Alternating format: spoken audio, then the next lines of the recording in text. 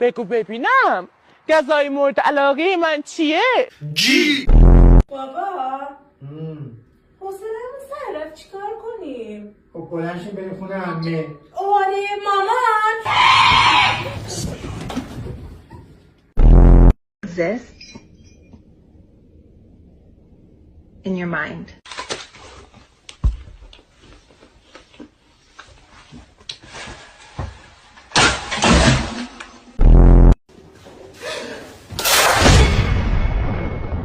گرفتمش. سلام جناب، وقتتون بخیر. سلام، خوش اومدید. جناب الان داشتم توی ویترینتون رو نگاه میکردم، چقدر طلاهای زیبایی دارید. به زیبایی شما که نمیشه بانو. مرسی، ممنون. شما خودتون مالک این طلا فروشی هستید؟ بله، بنده علاوه بر این طلا فروشی 2 تا ویلا، 3 تا ماشین و 4 تا خونه دارم. ببخشید میشه خودتون رو معرفی کنید بانوی زیبا؟ بله، محمدی هستم از اداره مالیات. عباسی هستم، گوه خوردم. باشه جان. زنده باشید. مرسی.